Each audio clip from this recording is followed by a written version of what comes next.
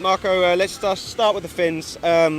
Give us a rundown on the size of fins you have for each board, etc., and why you chose them, rake, how you came to choose those size fins, etc.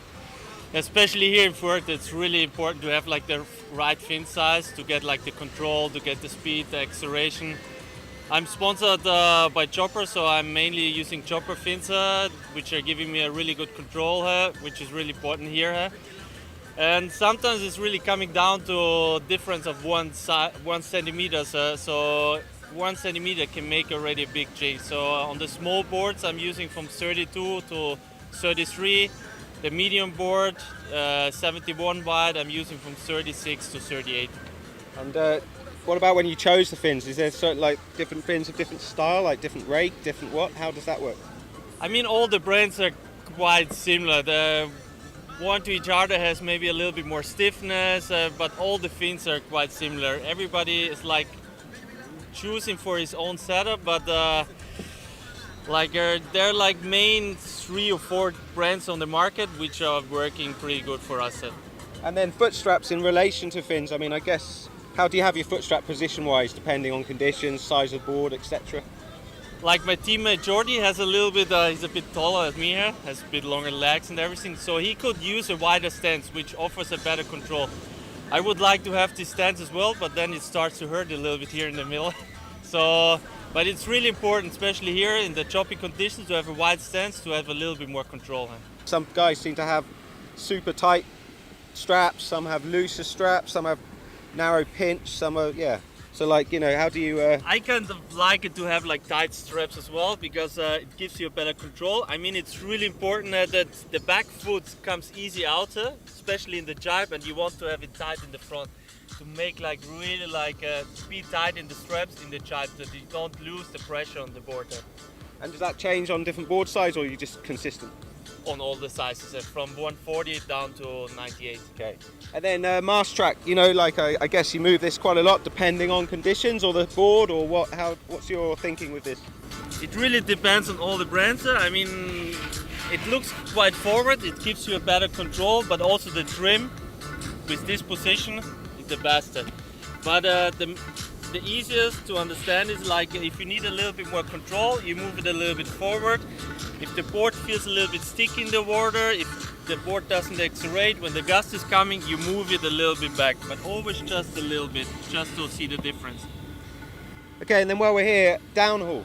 How much do you put on, and do you always put the same on, or what? Like also between our riders in the team, everybody's using a different downhaul. Like it also becomes of how tall you are, how heavy you are. Like I always try to explain to customers that like everybody needs to find his own balance. Like when you have too much downhaul, the sail becomes flatter, maybe it's a bit faster, but you're gonna lose the trim a little bit, it's becoming unstable. So you have to reduce the downhaul a little bit. When the sail feels kind of heavy, like no acceleration, when the gust hits you, then you have to put a little bit downhaul. So everybody needs to find his own balance between acceleration, heavy of the sail. So it's really hard to give like a perfect tip to the customers. Yeah, okay. And then the boom heights. You know, some guys seem to have it in the same place, some have it higher. Do you have a high boom, low boom? Do you move it around a lot? I mean, here in Fuerte, I want to keep it as low as possible. Still that I have the power for pumping and everything, but you want to have the control as well. So that's why I'm using it a little bit lower. From 7.7 up to 9.0, I'm using it higher because you want to have the lift of the board. Yeah. Especially in the light wind, it's better to have it a little bit higher for pumping. Okay. And then an adjustable outhaul, do you change it much during a race? Does it make it, you know, what's the thinking with that? I think I could use it, I could also go without, because in the race you have no time. You're so focused on yourself. Sometimes the wind is picking up or it's dropping a little bit, you release or you pull a little bit, but during the race I'm so focused, I'm concentrated on my way where to go, especially here when it's so choppy. There's no time that you kind of change something on the outhaul. What's the thinking, that you would have less to make the sail have more give, or you tighten it up to have the sail have more?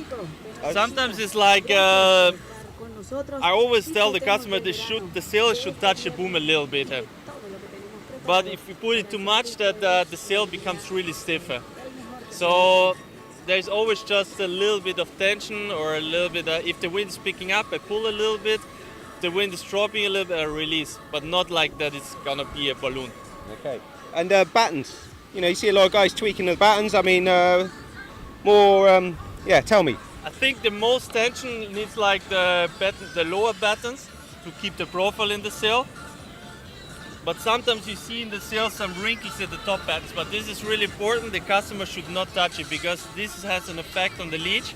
So it's gonna close the leech and you're gonna miss the acceleration. It's gonna feel heavy, so you're not gonna have acceleration. So the top battens don't need any tension.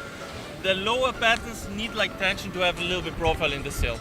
Okay, and then finally, the mast is a sort of unknown quantity. Yeah? Everyone talks about having a load of different masts and finding one that feels better, or is there a bit more science behind it? Like, I mean, all the masts have a little bit tolerances, but little tolerances. So the tolerances the last years becoming less and less. So, but you still, if the one mast feels a bit better, like it gives you a better trim of the board, it's more stable, better acceleration, so you're gonna choose the better one. It's also for your mind a little bit. But the tolerances are really little and little. Okay. Perfect. Cheers, man.